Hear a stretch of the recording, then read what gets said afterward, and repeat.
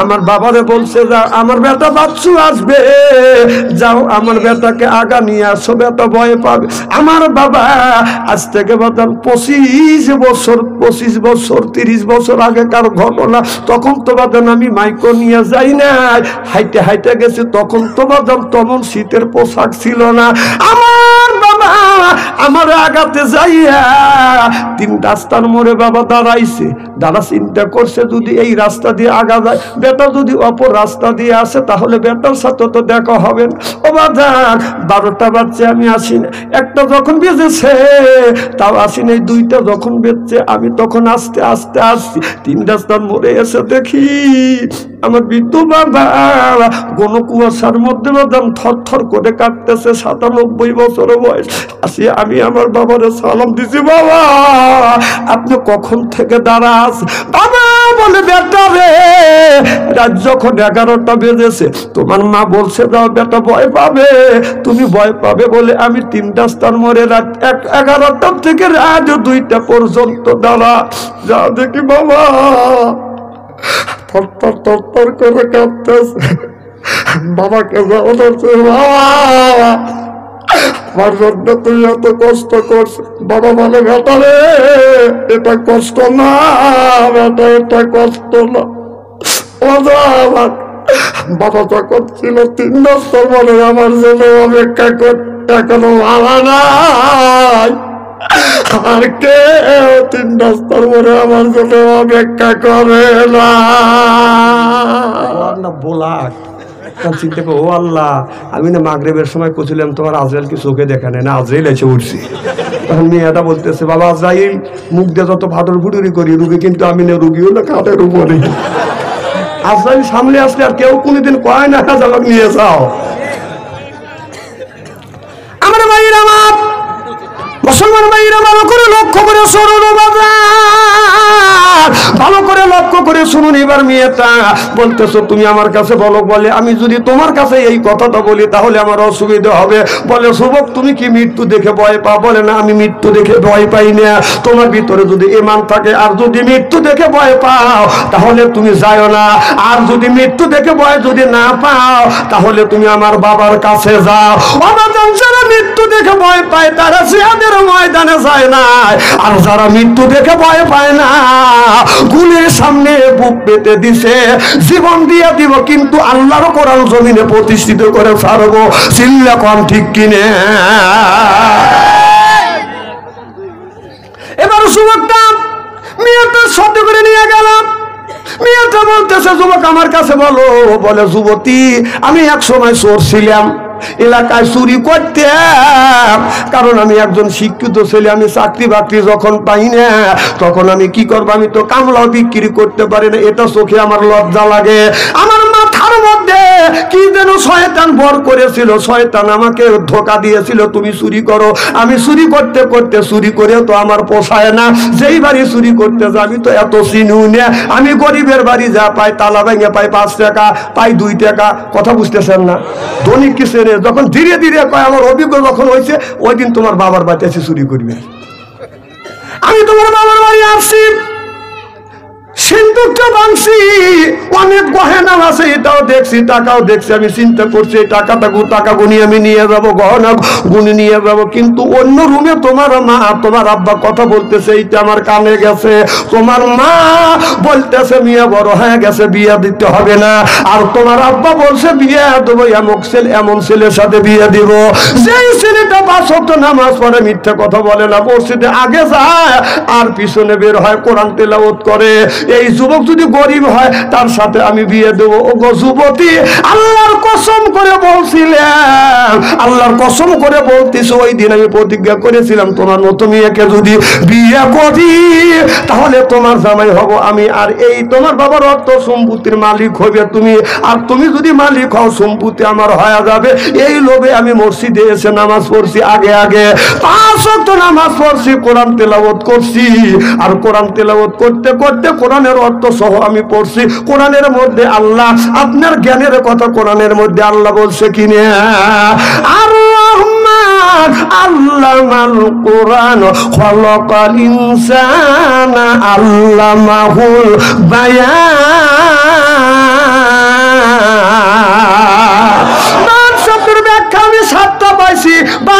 একটা হলো জ্ঞান, বান শব্দের অর্থ হলো বাদান বিবেচনা, বান শব্দের অর্থ হলো চেতনা, বান শব্দের অর্থ হলো বাদান মেঘা, বান শব্দের অর্থ হলো বাদান প্রজ্ঞা, বান শব্দের অর্থ হলো বাদান বুদ্ধি, বান শব্দের অর্থ হলো বাদান কথা আর ভাষা। আল্লামাহুল বায়ান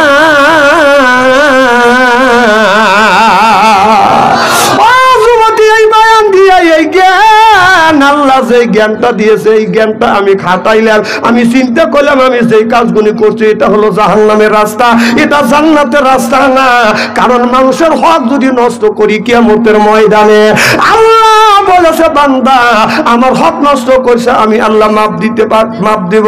হাক্কুল্লাহ হাক্কুল ইবাদাত, একটা হলো আল্লাহর হক আর একটা হলো বান্দার হক। আল্লাহ বলবে বান্দারে আমার হক আদায় করো নাই, নামাজ পড়ো নাই মাফ করে দিতে পারি, হজ করো নাই মাফ করে দিতে পারি, যাকাত দাও নাই মাফ করে দিতে পারি, কিন্তু বান্দা হইয়া আমার বান্দার হক আদায় করো না, আমি আল্লাহ বান্দার হক নষ্ট করলে আমি আল্লাহ মাফ দিব না। আল্লাহর নবীকে কিয়ামতের ময়দানে আল্লাহ বলবে আফামা হাক্কা আলাই কলেমাতুল আযাব, হে নবী আপনি কি পারবেন এই লোকটাকে জাহান্নামের হাত থেকে জাহান্নামের হাত থেকে বাঁচাইয়া জান্নাতে নিতে? আপা আনতা তুমফিজুল মান ফিন্নার।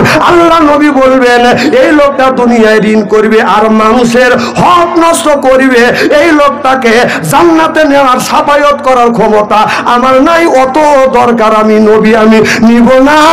সিল্লাকান আল্লাহু আকবার। 3 পয়সা পরিমাণ কেউ যদি ঋণ করে মারা যায় কিয়ামতের ময়দানে 700 রাকাত নামাজের সওয়াব দিতে হবে। আমার কথা কি বুঝতেছেন? কয় টাকা পরিমাণ? কয় পয়সা? 3 পয়সা। তাহলে 3 পয়সা পরিমাণ যদি কোনো ব্যক্তি ঋণ করে মারা যায় কিয়ামতের ময়দানে 700 রাকাত নামাজের সওয়াব দিতে হবে। তাহলে যে দরবেশ বাবা যে কোটি কোটি টাকা জনগণের মারল ও কয় রাকাত নামাজ পড়ছে? কোন এটা বাবা বুঝি না না না এত বড় যে দাড়ি রাখছে ও দাড়ি তো ইবলিস শয়তানেরও আছিল। কথা কও না খেয়া তুমি যে এত বড় বড় দাড়ি রাখছো এই দাড়ি ছাগলের মাথারও আছে। আমার ভয় লাগে ছাগলেরও দাড়ি আছে আমাদেরও দাড়ি আছে, ব্যাপার কি? তাহলে ছাগলেরও দাড়ি আছে আমাদের দাড়ি আছে, এই দাড়ি দেখে মানুষ কানতে কানতে তো চোখে যাবে। ছাগল জান্নাতে যাবে আর তুমি কোনে যাবে? উনি ছাগল দেওয়ার লেগে উঠে পড়ে লাগছে, তুমি কি করবে? কবরের গুতনি তো খাও নাই। আমার ভাইয়ের আমার ভালো করে লক্ষ্য করে শুনুন, আল্লাহ নবীর জামানায় আল্লাহর নবী যখন বললেন আকিমুস সালাত নামাজের পরে যাকাতের কথা বললেন কে? সুবহানাল্লাহ। তো জোরে কোন আকিমুস সালাত অত যাকাত আদায় করে আল্লাহ নবী যখন যাকাতের যখন ঘোষণা দিল, যখন আবু বকর সিদ্দিক রাদিয়াল্লাহু তাআলা আনহু বাদান কালেক্ট করতেছে, এমন সময় আল্লাহর নবী যাকাতের কথা যখন বলল, আল্লাহ বলছে যাকাত দিতে হবে, ওই জামানার মধ্যে একজন ইহুদি এসে বলতেছে আবু বকর তোমার আল্লাহ ফকির আর তোমার নবীও ফকির। যেই এই কথা ইহুদি যখন বলছে আবু বকর আর কলিজায় মানে নাই, চিন্তা করছে আল্লাহকে তুই ফকির বললি আর আমার নবীকেও তুমি ফকির বললে। এবার ইহুদি এই কথা বলার সাথে সাথে আবু বকর সহ্য করতে পারে নাই। আল্লাহর বান্দা আবু বকর বলতেছে আল্লাহ তোমাকে ফকির বলছে, আমি সহ্য করতে পারবো না। ওইভাবে বাদান হাতটা টান করিয়ে একটা থাপ্পড় মারছে, বাদান ইহুদি সিতহা পড়ে গেছে আর জ্ঞান নাই। সুবহানাল্লাহ। একটু জোরে করো। আবু বকর চিন্তা করছে, নিয়ত করছে দুইটা দেবো, ওই একটাই তো শেষ। এরপরে আর একটা দেয় নাই। ইহুদি আস্তে আস্তে করে উঠেছে, আমার নবীর আদালতে মামলা দায়ের করতেছে, ইয়া রাসূলুল্লাহ ইয়া হাবিবাল্লাহ আপনার আবু বকর সিদ্দিক আমাকে থাপ্পড় মারছে, ও নবীজি আমি আপনার আদালতে মামলা দায়ের করলাম, আপনি নিজ বিচার করিয়া দেন। এবার আমার নবী বলতেছে ইহুদি মামলা আমি নিব ঠিক, কিন্তু থাপড়ি কাম তো আবু বকরের না, এই কাম হলো ওমরের। আমার মনে হয় তুমি ভুল বলতেছো, থাপ্পড় দিছে ওমর আর মামলা করতেছো আপনার আবু বকরের নামে। কথা বুঝতেছেন না? আমাদের দেশে অন্যায় করছে একজন, মামলা করছে আলেমের নামে। আমাদের দেশে মানুষ 6 বছর আগে মারা গেছে, সে লোকের নামে মামলা হয়েছে সেও আপনার নিরাপদ থাকতে পারে নাকি? মানে ওরা বিপক্ষে গেছে। আচ্ছা কথা কেন অবাস্তব বলতেছি নাকি? আচ্ছা মরা মানুষের নামে মামলা হয়েছে এটা কি জানেন? কি বান জানেন? মরা মানুষ কবর থেকে উঠে এসে আগের দিন ভোট দিয়ে গেছে রাইতে, জানেন? আচ্ছা ইলেকশনের সময় যখন ভোট দিতে যায়, একজন যদি আর একজনের ভোট দিতে যায়, তাহলে ভাইয়ের নাম হলো মৌলানা আব্দুর রহমান ভাই, আর আপনার বাবার নাম এবাদ আলী। আচ্ছা আব্দুর রহমান ভাইয়ের ভোট যদি আপনি দিতে যান, নিশ্চয়ই তার বাবার নাম বলতে হবে, কথা কন যে আমি এবাদ আলী সওয়াল, এবাদ আলী আমাকে জন্মাইছে, আমি ভোট দেবো না কে? তাহলে এবার আব্দুর রহমানের নাম দিয়ে যে তার বাপের নাম গুরলাই আছে, তার নামের ভোটটা তুমি আর একটা লোকে বাপ বানা, যে বাপ বানা যে ভোটটা দিলে ওই লোকটাকে আসলে তোর বাপ? কথা কর, কথা কর। নিজের বাবাকে অস্বীকার করে আর একজনকে বাপ বানায়, ও বাবার বৈধ সন্তান না, অবশ্যই অবৈধ সন্তান। এই কথা তোমরা করছো, এই কথা বাচ্চা অন্তরে বললি কলিজা লাগে। যে আবার সুযোগ আসুক, আরো আসতেইছে। তোর মা চলে গেছে, এনটা বসে তাস্তালে বসে চা খাওয়ার, মা আসবে, মা আসবে, তোর মা মরবেন লেগে আসবে। হ্যাঁ তাস্তালে বসে মামা করিস, তোর মা মরবেন লেগে আসবে। পেপারে দেখলাম যে তোর মার যদি ফাঁসিও হয়, কম করে 3000 বার ফাঁসি হবে।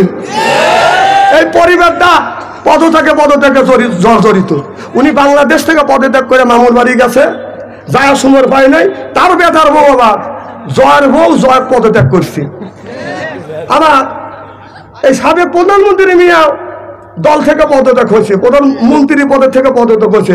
ওর বোন শেখ রেহানা মিয়ার জামাই, তার মেয়েকে আবার পদত্যাগ করছে। কথা এদের দলটাই হলো পদ, মানে ত্যাগে ত্যাগে জর্জরিত। হ্যাঁ আমার বলতেছে মা আসবে, তোর মা মরবেন লেগে আসবে। হ্যাঁ বেচারাটা বিপদে পড়ছে, ওনাকে আমার বিপদে ভালো লেগে আবার মাঝে মধ্যে ট্যাটাস রাখে। 24 তারিখে আসবে আর তোর মা ওই 25 মার্চে আসবে, তো নিয়ে আসবে নিয়ে। আমরা সবে বরাত আপনার ওই মরা কামায় ঢোকার আগে তোর মার সাথে মোকাবেলা করে ঢুকবো।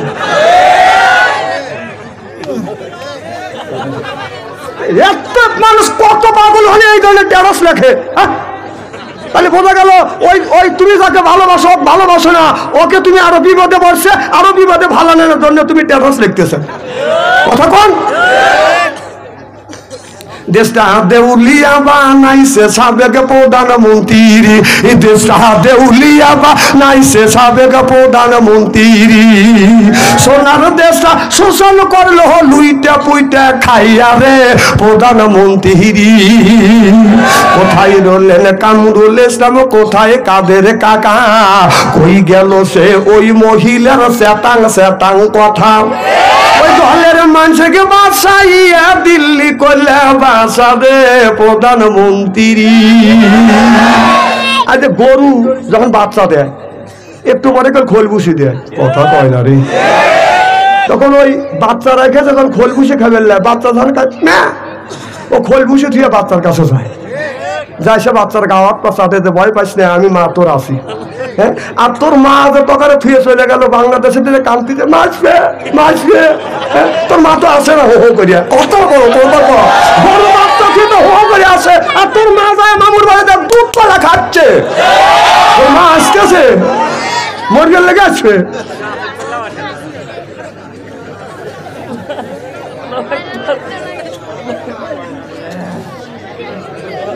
খুব কি খারাপ লাগতেছে নাকি আমার ভাইয়েরা, আমার মুসলমান ভাইয়েরা? আল্লাহর হাবিবের বিম্বদের ভালো করে লক্ষ্য করে শুনুন। আল্লাহর নবী বললেন এই কাজটা আপনি যার নামে লালিশ করতেছে, এই থাপড়া থাপড়ি কাজটা হলো হযরত ওমরের। এই থাপড়া থাপড়ি কাজ আপনি আবু বকর সিদ্দিক তো কোনোদিন থাপড়া থাপড়ি করতে পারে না। বলো হুজুর আমি আবু বকরকে চিনি, আমি ওমরকেও চিনি। আমার নবীর নামে আমার নবী কি করলেন? কেস আবেদন লিখলেন। আপনার হযরত আবু বকরের বাড়ি বাদান, আপনার কেসের বাদান, আপনার পরোয়ানা পাঠালেন। আপনার আগামী শনিবারে বাদান কেসের ডেট, শনিবারের দিন আবু বকর এসে বাদান হাজির হয়ে গেলেন। ইহুদি কাঠগড়ায় দাঁড়াইয়া আল্লাহর নবী বলতেছে, আবু বকর এই লোকটা তোমার নামে মামলা দায়ের করছে, এই যে ইহুদিকে কি তুমি চেনো? বলে হ্যাঁ আমি একে চিনি। ইহুদি বলতেছে, এবার আমার নবী বলে, ইহুদি তুমি কি একে চেনো? বলে হ্যাঁ একে চিনি। কয় একে? কয় ইনি হচ্ছে আবু বকর সিদ্দিক। বলে হুজুর এই লোকটা আমাকে থাপ্পড় মারছে। বলে কেন থাপ্পড় মারছে? এবার আবু বকর বলে, ইয়া রাসূলুল্লাহ, ইয়া হাবিবাল্লাহ, আমি আমার চোখের সামনে আল্লাহকে ফকির বলছে, আপনাকে ফকির বলছে। ও নবীজি আপনি তো ভালো করে জানেন আল্লাহ আর আপনার বিরুদ্ধে কথা বললে আমি আবু বকর সহ্য করতে পারি না, মরতে রাজি, কিন্তু এই গুণী সহ্য করতে পারি না। আল্লাহকে ফকির বলছে বিদায় এই জন্য আল্লাহর নামে একটা মারছি, আপনাকে ফকির মা বলছে আপনার নামে মারতে পারি না। হুজুর আপনি আমাকে অনুমতি দেন আপনার নামে একটা মারিয়ে নেই। সুবহানাল্লাহ, জোর কর। আমার নবী বলতেছে আবু বকর এখন আমি বুঝছি, এতক্ষণ ইহুদি বলছে আমি জানি যে কাম থাপড়া থাপড়ি কাম আবু বকরের না ওমরের, তাহলে তুমি যখন বলতেছ আবার মারবে আমার নামে, তাহলে তুমি এই কাম করলে কে? তুমি ঠান্ডা মানুষ এই কাম কিভাবে করলে? বললো আল্লাহ। এই ইহুদি আল্লাহকে ফকির বলছে, আপনাকেও ফকির বলছে। আল্লাহ গানি ও আনতুম ফুকরা, আল্লাহ হলো বাদাম ধনী, আমরা হলাম ফকির। আমরা কি? আরো জোরে, জোর হইল না। আমরা যদি ফকির হই মহিলা রাখি, আরো জোরে, জোর হলো না, জোরছে বলো বাইশ যায় না ফকির নি করাবি নি। আপনার বউরা আপনারা বলবেনি যে তোরা ফকির হচ্ছে, আমার ফকির নি বানাচ্ছিস কে? আমি বলিনি, আপনারা বলছেন। এবার আল্লাহ বলেছে আল্লাহ হলো ধনী, আমরা সব মানুষ ফকির। আল্লাহ এই জন্য আল্লাহকে ইহুদি যখন ফকির বলছে আমি সহ্য করতে পারি না, আল্লাহর নামে মারছি। ও নবীজি এখন আপনার নামে মারা বাদ আছে, এবার আপনি নিজ বিচার করেন। আমার নবী বলে, ইহুদি তুই আমার নামে বদনাম করলি তাতে আমার দুঃখ নাই, আল্লাহ তো তোদেরও আমাদেরও, যে আল্লাহ তোদেরও সেই আল্লাহ। আল্লাহ কেন তুই আপনার মিথ্যা কথা বলে আল্লাহকে কেন তুই ফকির বললি? ইহুদি বলতেছে, ইয়া রাসূলুল্লাহ, ইয়া হাবিবাল্লাহ, আমি কোনদিন আল্লাহকে ফকির বলি নাই, আর হযরত আবু বকর সিদ্দিক এমনি আমাকে মারছে। ইহুদি মিথ্যা কথা বললো। আল্লাহর নবী বলতেছে, আবু বকর তোমার কি সাক্ষী আছে? আবু বকর বলে, ইয়া রাসূলুল্লাহ, ইয়া হাবিবাল্লাহ, আল্লাহর কসম করে বলতেছি গো নবীজি, আল্লাহর কসম করে বলতেছি আল্লাহকে ফকির বলছে। এবার আল্লাহর নবী বললেন সাক্ষীর দরকার, সাক্ষী ছাড়া তো হয় না। আবু বকর তোমার বিরুদ্ধে তোমার পক্ষে কি কোনো সাক্ষী আছে? আবু বকর বলে, ইয়া রাসূলুল্লাহ, আপনি তো ভালো করে চেনেন আর জানেন আমি তো জীবনে কোনোদিন মিথ্যা কথা বলি নাই। আল্লাহর নবী বললেন, আবু বকর আপনার ইসলামের কোষে সাক্ষী চাই, আমি তো ভালো করে জানি তুমি মিথ্যা কথা বলো না, তবে তোমার সাক্ষী কই? সাক্ষী যদি না উপস্থাপন করতে পারো, ইহুদিকে যেমন করে থাপ্পড় মারছো ইহুদি তোমাকে অমন করে থাপ্পড় মারবে। আবু বকর বলে, নবী আমার কোনো সাক্ষী নাই, আমার সাক্ষী হলো আল্লাহ। সুবহানাল্লাহ বললেন না? আল্লাহ এসে কি সাক্ষী দিবে? আল্লাহ নবী বললেন, ইহুদি আবু বকর তোমাকে একটা থাপ্পড় মারছে, তুমি একটা মারো। ইসলামের বিধান হলো হাতের বদলা হাত, চোখের বদলা চোখ, খুনের বদলা খুন হলো ইসলামের বিধান। সুবহানাল্লাহ বললেন না? খুনের বদলা খুন যদি ইসলামের বিধান হয়, খুনের বদলা খুন যদি ইসলামের বিধান হয়, তাহলে সাবেক প্রধানমন্ত্রী যদি 3000 লোক যদি মাইরে থাকে 3000 বার ফাঁসি হবে। কথা তুমি বাদ যা কওগা, আমি তোমাকে চিনি না, তুমি বোর সাথে কথা কও না। আর এনে এসে আমাকে খালি বারবার বলতেছে কথা কও, কথা কও। আমার ভাইরা আমার এদিক তাকান, খুব খারাপ লাগতেছে নাকি? নারাত তাকবীর। আল্লাহর নবী বললেন, ইহুদি তোমাকে যেমন করে আবু বকর থাপ্পড় দিয়েছে ঠিক তুমি ওইভাবে থাপ্পড় দাও। এবার ইহুদি মুস্কি মুস্কি হাসতেছে আর বলতেছে, আবু বকর আজকে তোকে আমি সাইজ করব, থাপ্পড় মারতে যাবে।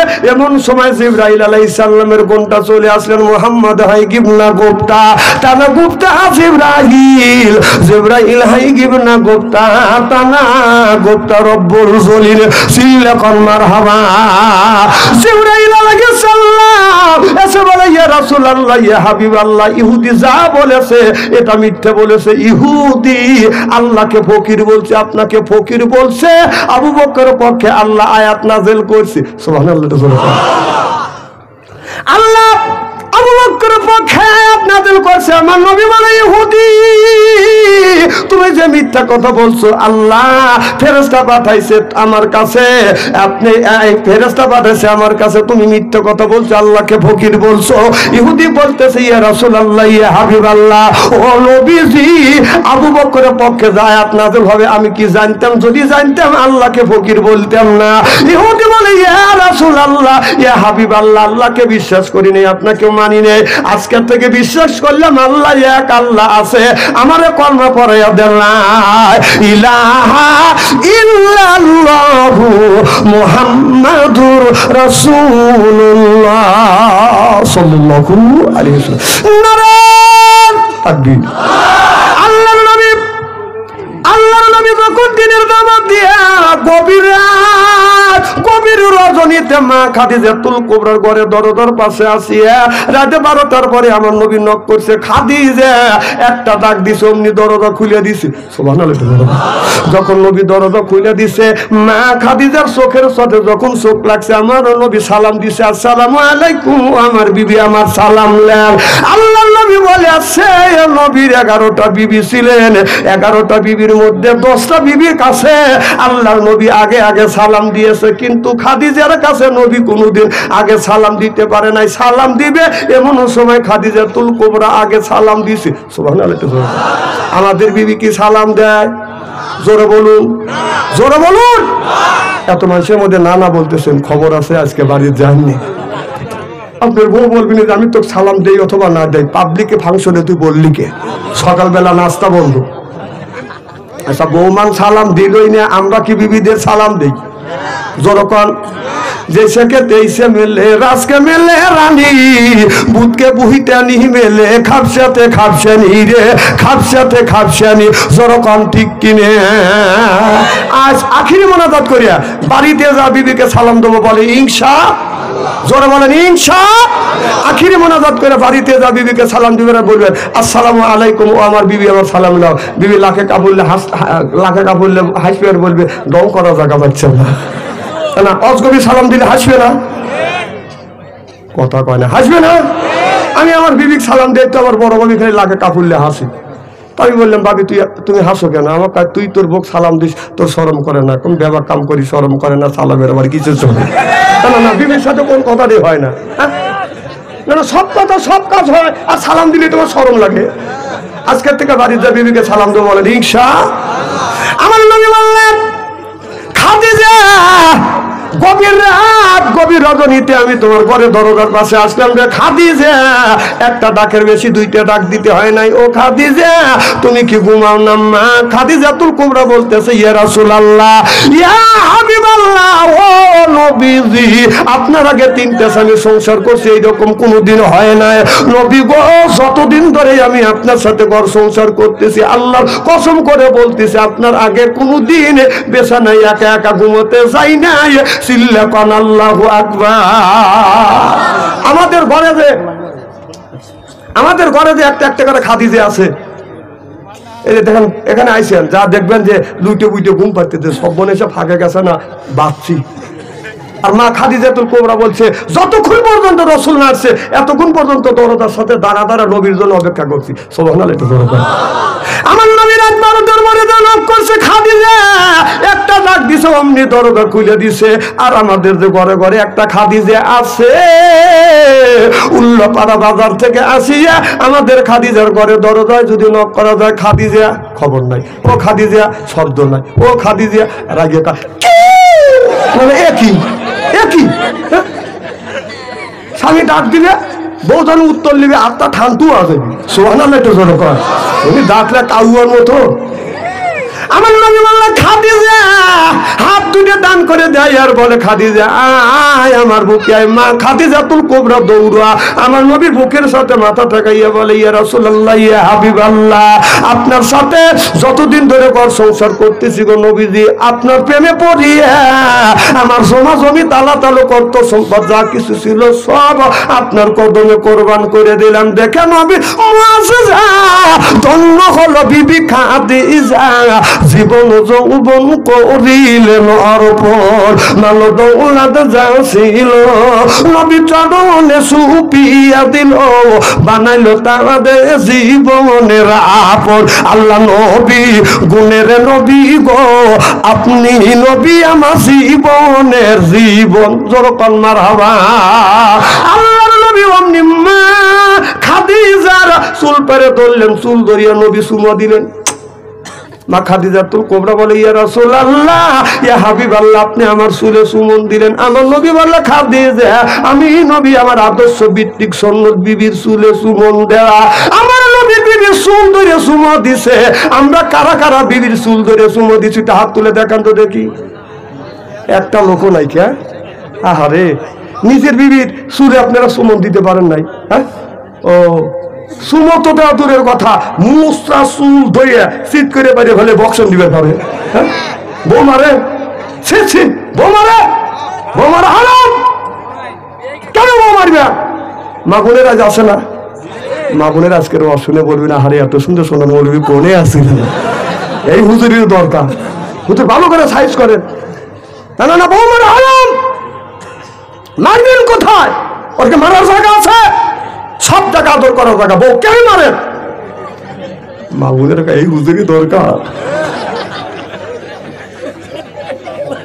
আমার ভাইয়েরা আমার আল্লাহ নবী বলেছে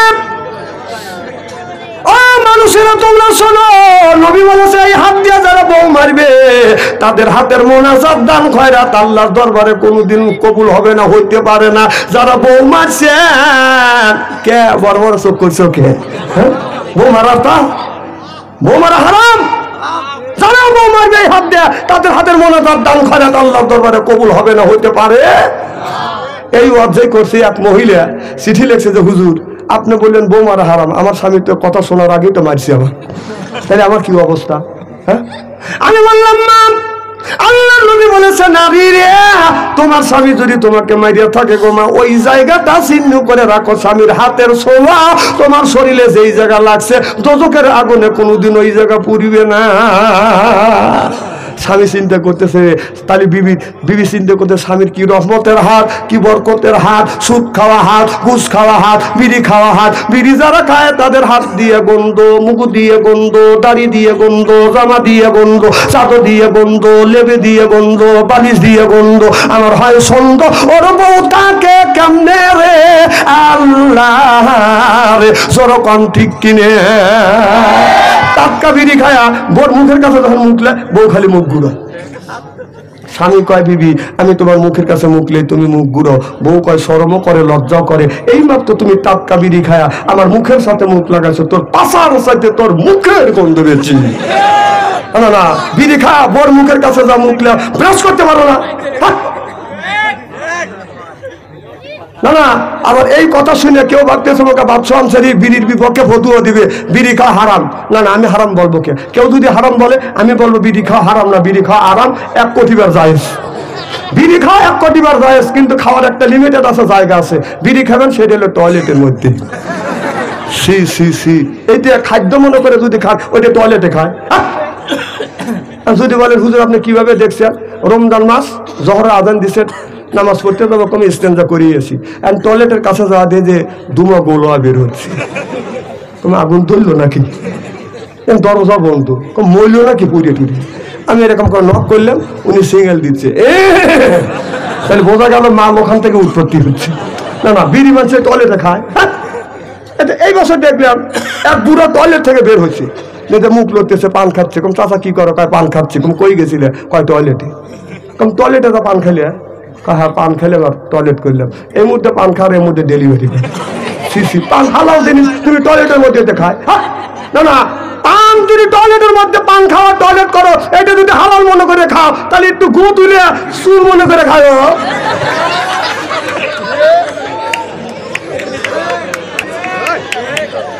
না না, কালকে তো বলবি না বাদশাহ আনসারী হাসান, আমি হাসানের কথা বলতেছি, আমি কলিজায় ব্যারাক মারতেছি হাসানকে। আমি কোরআন হাদিস বাস্তবের সাথে মিল করে বলতেছি, আপনি পান খান আমার দুঃখ নাই, টয়লেটের মধ্যে পান খান, তুই গু খাস। আমার কত আবার গু নেয় এনে বড় গু কি নেয়, ওই যে গুল নেওয়ার চাইতে তোমার ছেলেরা যে বড়ি বড়ি ট্যাবলেটের মতো পায়খানা করে না, ওইটি এনে লিও, পায়খানা ভালো হইল। সি সি সি, মানুষ দেখছি এইরকম রুচিবাদ মানুষ দেখি নাকি, তোর রুচি একবারই শেষ করে ফেলতি, পায়খানার মধ্যে হইতে খা। খারাপ লাগতেছে নাকি? আমার ভাইয়ের আমার অধিক যেতে চাই না, আখিরে মানাজাত করে তার মন মনুষ্যতা কি আপনাদের আছে?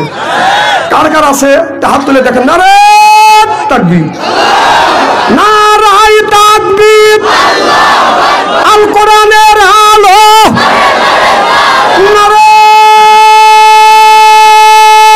তাকবীর। আমার ভাইয়ের আমার, আল্লাহ কোরআন কারীমের মধ্যে বলতেছো কদ রব্বুকা, হে বান্দা আমার দাসত্ব করো, আল্লাহ তাবুদু আমার গোলামি করো, ইল্লাইয়াহু আমার বন্দেগী করো, বিল ওয়ালিদাইনি ইহসানা।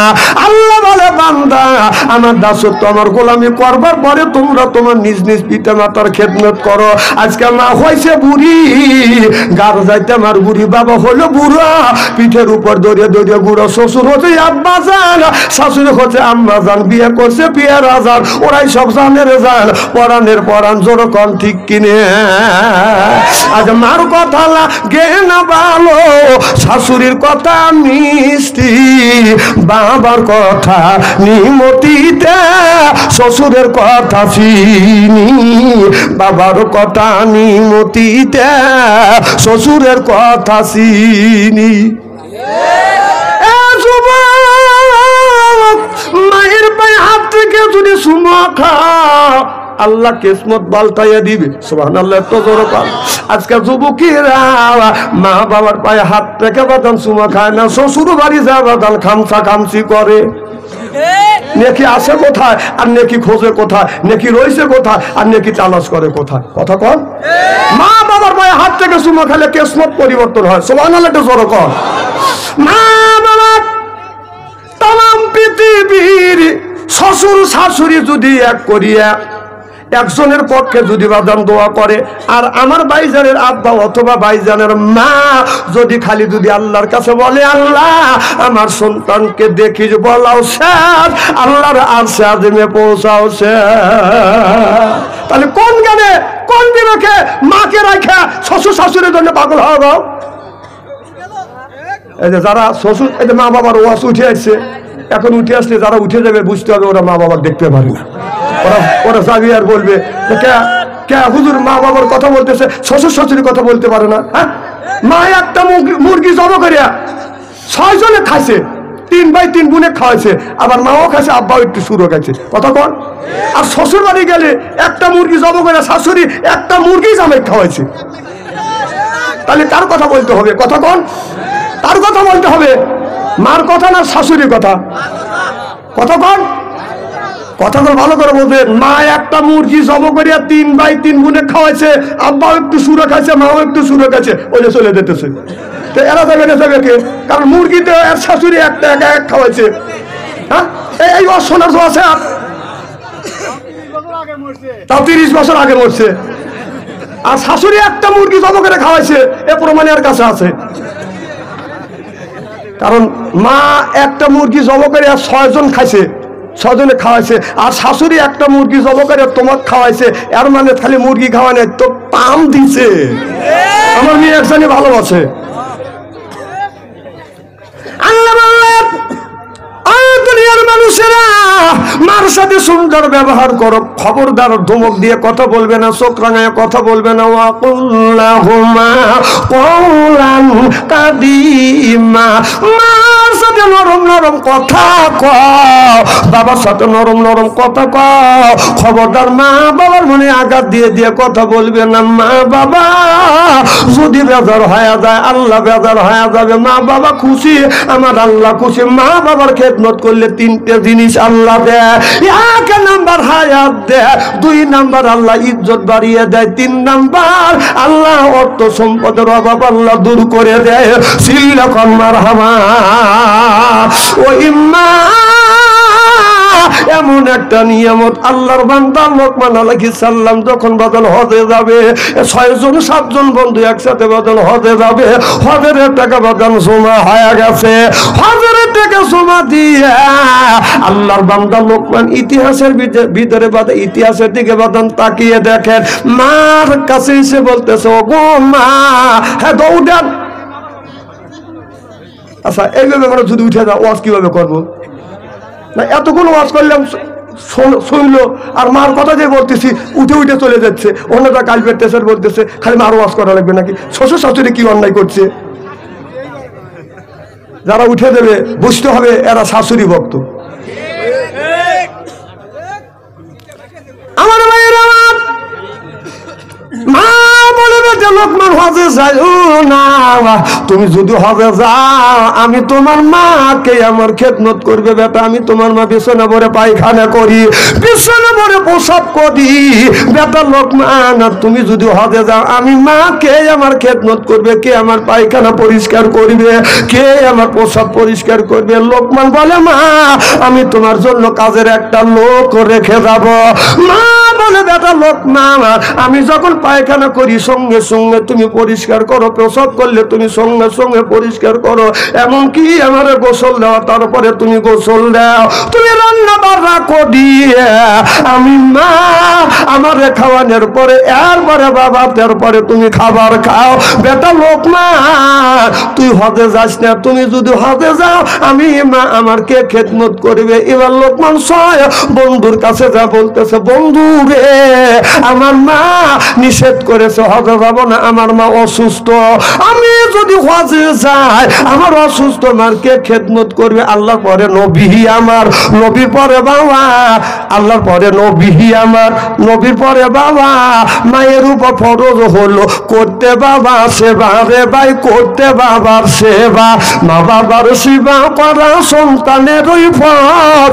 দুঃখ দিয়া মক্কায় গেলে হবে না তোর হজ রে ভাই, হবে না তোর হজ। তুই যাবি যদি হবে খুশি রাখো কাজে, তুমি যাবি যদি হবে খুশি রাখো কাজে। হজ হবে তোর খুব সহজ, করিলে তার ভাই রূপী বাবা জান্নাতের চাবি। কথা বলছে দয়াল নবী, যেরকম সুবহানাল্লাহ। এবার লোকমান হজে গেলেন না, সব টাকা গুলো উর্দু করে আনলেন, গরিব মানুষের মধ্যে টাকা গুলো বাদান বিতরণ করে দিলেন।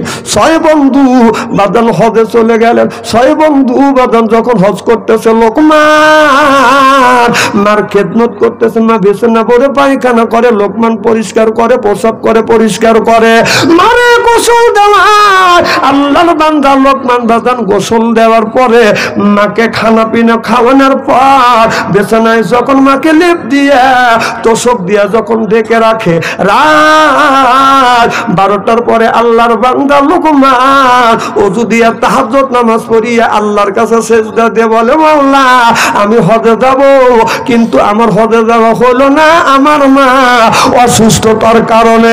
ও মাওলা আমার মা বিছানা ভরে পায়খানা করে আমি পরিষ্কার করি, আমার মা বিছানা ভরে প্রসাব করে আমি পরিষ্কার করতেছি। ও মাওলা আমি যদি হজে যাইতাম আমার মার খেদমত করা হইতো না। ও মাওলা মক্কা যদি না নাও, মদিনায় যদি না নাও, আল্লাহ মদিনা আল্লাহর সাথে স্বপ্নে তুমি একটাবার দিদার করায়ো, যেরকম সুবহানাল্লাহ। এই বলে আল্লাহর বান্দা লোকমান আল্লাহর কাছে দোয়া করে, এই বলে বাদান কানতেছে। এমন সময় হযরত লোকমানের মা লোকমানের হাতের সাথে হাত উত্তোলন করিয়া বলে, মাওলা আমি মা আমার কারণে আমি বিছানে বড় পেশাব করে পায়খানা করি, এই জন্যে আমার খেদমত করার জন্য আমার বেটা লোকমান হজে যাইতে পারে নাই। ও মাওলা, তামাম পৃথিবীর মানুষ মক্কায় যায়, মদিনায় যায় বিশ্ব নবীর রওজা জিয়ারত করবার জন্য। ও মাওলা, তুমি কি পারো না আমার বিশ্ব নবীর সাথে আমার বেটা লোকমানকে স্বপ্নে দিদার করাইতে? জোরো জোরো কন সুবহানাল্লাহ। আল্লাহর পরে নবী আমার, নবীর পরে বাবা, আল্লাহর পরে নবী আমার, নবীর পরে বাবা। মায়ের উপর ফরজ হলো করতে বাবা সেবা রে ভাই, করতে বাবার সেবা। মা বাবার সেবা করা সন্তানের পথ, দুঃখ দিয়া মক্কায় গেলে হবে না তোর হজ রে ভাই, হবে না তোর হজ। তুই যাবি যদি হবে খুশি রাখো কাজে, তুই যাবি যদি হবে খুশি রাখো কাজে। হজ হবে তোর খুব সহজ, করিলে তার ভাই রূপী বাবা জান্নাতের চাবি। কথা বলছে দয়াল নবী, সুবহানাল্লাহ। নবী বললেন মায়ের কাছে জান্নাত, বাবার কাছে জান্নাত। আর জান্নাত পাইতে যদি চাও তোমার মা বাবার খেদমত করো, মা বাবার খেদমতের মধ্যে বাদন জান্নাত পাওয়া যায়। এবার মা যখন দোয়া করছে, 6 বন্ধু বাদন হজে গেছে, খানায় কাবা তপ করতেছে। এমন সময় 6 বন্ধুর মধ্যে একটা বন্ধু লক্ষ্য করে দেখে আল্লাহর বান্দা লোকমান 6 বন্ধুর আগে আগে বাদান খানায় কাবা তপ করতেছে। এক বন্ধু বলে, বন্ধু তাকিয়ে দেখ, লোকমান হজে আসবে না। আবার কেন একা একা হজে আসলো? 6 বন্ধু 12টা চোখ দিয়ে দেখিয়া বলতেছে, চলো আমরা 6 জন একসাথে যাব, লোকমানকে ধরবো, তপ অবস্থা লোকমানকে অপমান করব, আর বলবো, বন্ধু লোকমান আমরা কি অপরাধ করছি, আমাদের সাথে কেন হজে আসলে না, কেন তুমি একা একা হজে আসলে? 6 বন্ধু লোকমানকে ধরতে যায়, আল্লাহর বান্দা লোকমানকে ধরতে পারে না। লোকমান সঙ্গে সঙ্গে হাওয়া হয়ে যায়, গায়েব হয়ে যায়। 6 বন্ধু হজ করে আসিয়া লোকমানের সাথে দেখা করতে এসে দেখে মা বসে ঘুমে আছে, আর লোকমান মার পাশে বসে বসে কোরআন তেলাওয়াত করতেছে। হযরত লোকমানের 6 বন্ধু এসে ইশারা করলেন, বন্ধু কোরআন পড়া বন্ধ দাও। অমনি কোরআন পড়া বাদন বন্ধ দিলেন। বন্ধুরা সালাম দিলেন, আসসালামু আলাইকুম, আমার সালাম লেন। লোকমান ওয়া আলাইকুম আসসালাম, সালামের উত্তর নিয়ে বলে, বন্ধু তুমি হজে যাবে? 7 বন্ধু একসাথে হজে যাব।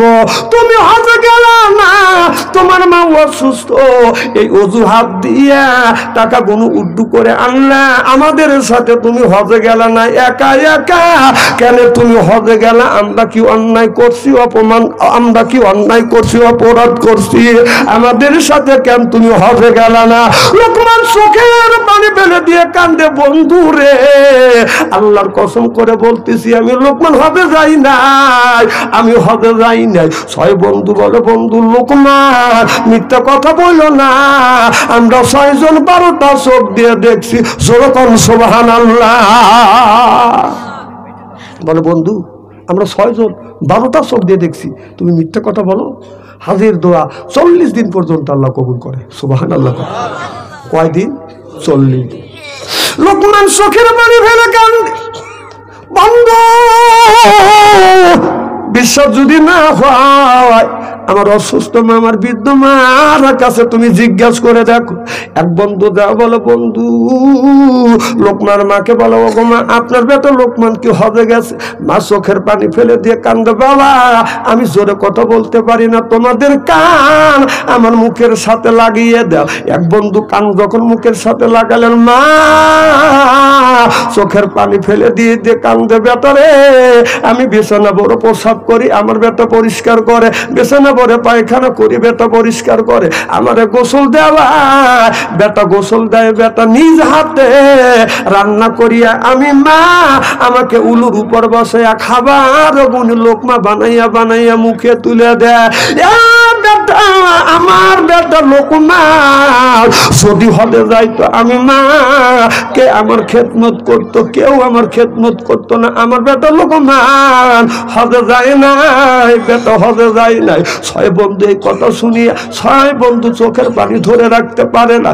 লোকমান এক জোড়া ধরে বলে, বন্ধু আমরা 6 জন 12টা চোখ দিয়ে দেখছি, এটা মিথ্যা হবে না। মা দুঃখীর নিজা বলেছে, এটাও সত্য। বন্ধু এটা কেমন খেলা? লোকমান বলে, বন্ধু এটা প্রেমের খেলা। আমি তাহাজ্জুদ নামাজ পড়িয়া নবীর উপরে দরুদ পড়তে পড়তে যখন ঘুমিয়ে পড়ি, আমার বিশ্ব নবী স্বপ্নের মধ্যে আমার সাথে দেখা করে। জোরে বল সুবহানাল্লাহ। বন্ধুরে, লোকমান খাবার গুনে লোকমা বানাই রান্না করিয়া মা বামুলের উপরে বসাইয়া খাবারটা লোকমা বানাইয়া মার মুখে যখন তুলে দেয়, হযরত লোকমানের মা চোখের পানি ফেলে দিয়ে কান্দে। লোকমান বলে, মা তুমি কান্দো কেন? আমার আচরণে ব্যবহারে কি তুমি কষ্ট পাইছ? মা চোখের পানি ফেলে দিয়ে কান্দে, বেটা আমি তোমার আচরণে ব্যবহারে কষ্ট পাইনি, বরং খুশি হই। লোকমান যখন তুমি সত্য ছিলে, আমি তোমার মা তোমাকে কোলে করে রাখছি, আর খাবার গুনি ভাত মার বানাইয়া সেটকে সেটকে তোমার মুখে তুলে দিছি। এখন আমি মা বুদ্ধ হয়ে গেছি, আর একা একা খাবার খাইতে পারি না, তুমি আমার মুখে খাবার তুলে তুলে দিচ্ছ বেটা। এই জন্যে আমি মা কান্দি। যখন তুমি দুধ খেয়েছো, দাঁত ছিল না মুখে, নিজে না খাইয়াই আমি খাওয়াইছি তোমারে বেটা, খাওয়াইছি তোমারে। উস্তে পিষ্টে মায়ে তোমায় করলো, তোমায় বড় বড় হয় তুমি যদি ওই মায়ের সারো রে ভাই, ওই বাবারে সারো, আল্লাহ তো ছাড়বেন না তোমায় রোজ হাসরের দিন। সৎকা দিয়া দিতে হবে মায়ের দুধের ঋণ রে ভাই, বাবা না যত ঋণ। বাবাই না করিলে ক্ষমা, আল্লাহ তো করবেন না ক্ষমা, নবী তো করবেন না ক্ষমা। রোজ হাসরের দিন শোধ করিয়া দিতে হবে মায়ের দুধের ঋণ রে ভাই, বাবার যত ঋণ। জোরে করো সুবহানাল্লাহ।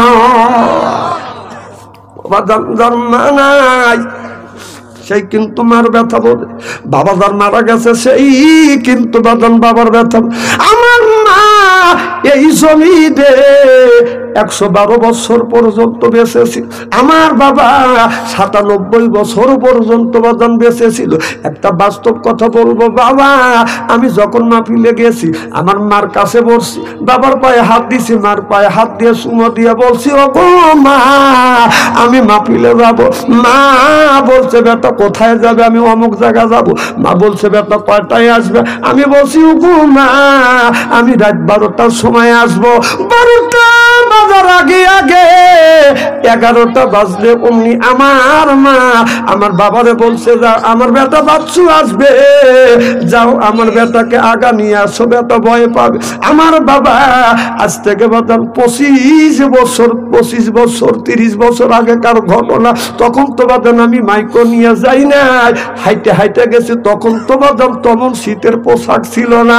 আমার বাবা আমার আগাতে যাইয়া 3 রাস্তার মোড়ে বাবা দাঁড়াইছে। দাদা চিন্তা করছে, যদি এই রাস্তা দিয়ে আগা যায়, বেটা যদি অপর রাস্তা দিয়ে আসে, তাহলে বেটার সাথে তো দেখা হবে না। ও বাজার 12টা বাজছে, আমি আসি না।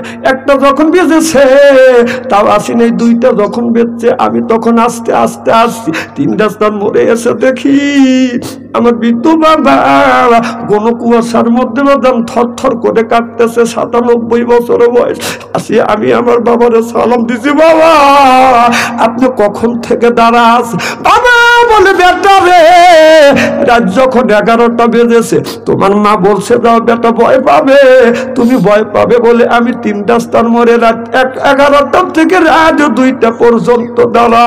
যা দেখি বাবা থর থর থর থর করে কাঁদতেছে।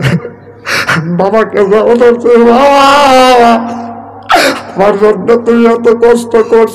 বাবা বলে বেটা রে এটা কষ্ট না বেটা, এটা কষ্ট না। বাবা যখন ছিল 3 বছর বলে আমার জন্য অপেক্ষা করতে, এখনো মারা নাই। আর কে 3 বছর পরে আমার জন্য অপেক্ষা করে না?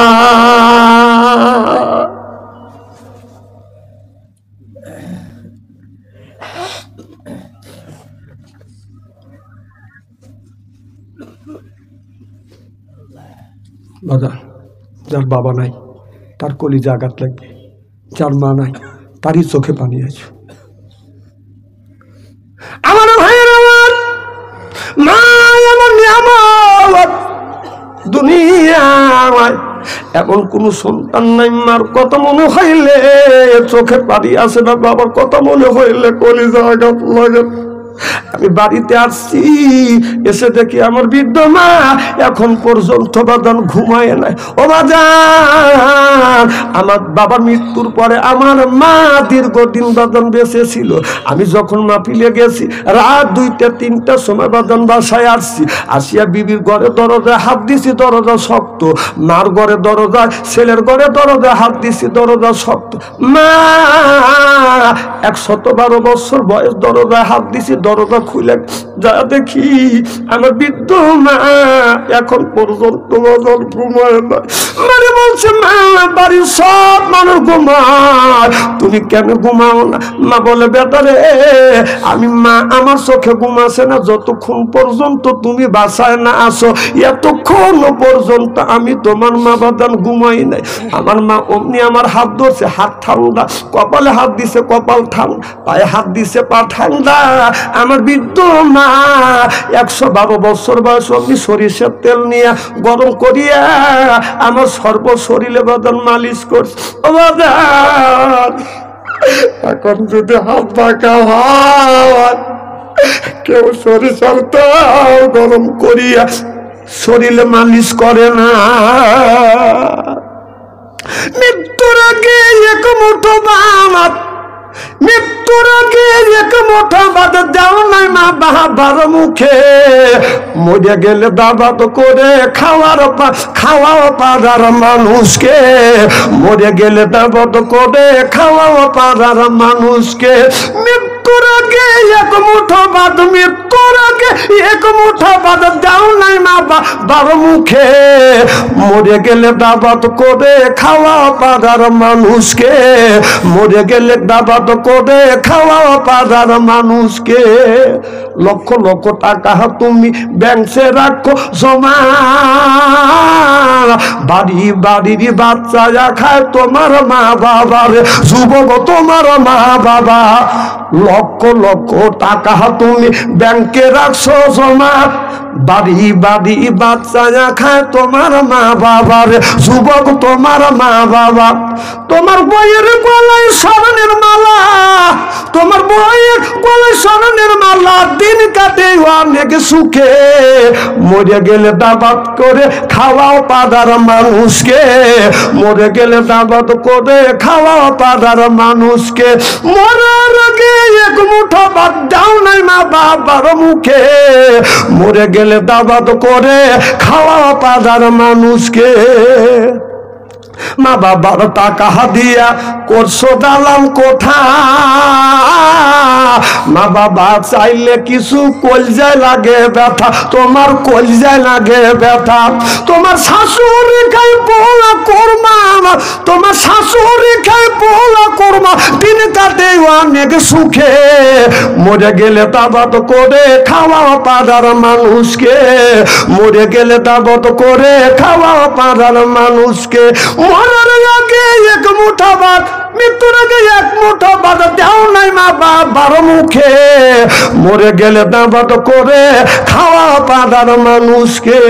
এ যুবক, মা মারা গেছে লোক খাওয়ালে, বাবা মারা গেছে লোক খাওয়ালে, এই টাইম মা বাবার হক আদায় হয় না।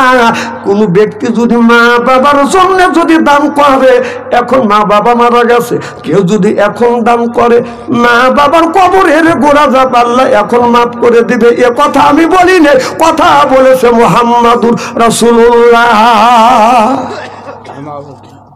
আল্লাহ আমার এক ভাই গোলাম মোস্তফা ভাই, মা নাই বাবা নাই, 1000 টাকা দান করলো।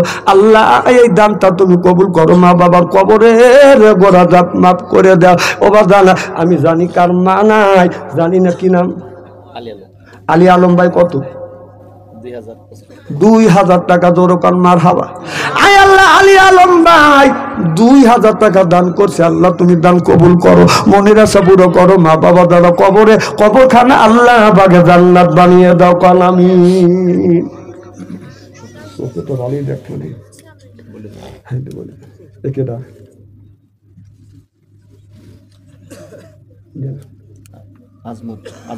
আল্লাহ আজমত পরামানিক 500 টাকা দান করছে, আল্লাহ আজমত পরামানিকের দান তুমি কবুল করো, আল্লাহ আজমতের মনের আশা পুরো করে দাও। আল্লাহ মজিবর ভাই মজিবর পরামানিক আল্লাহ 1000 টাকা দান করছে, আবু বল মন্ডল ভাই আল্লাহ 100 টাকা দান করছে, তুমি দান কবুল করো। এবার দাঁড়ান, আজকের এই মাহফিল আল্লাহর দরবারে কবুল হোক, এটা কি চান? কারা কারা চান? আমি তাকবীর দেব, হাত তুলে দেখান, না তাকবীর, হাত টান টান করেন, চক্ষু দুটো বন্ধ করেন, বলেন বিসমিল্লাহির রহমানির রহিম।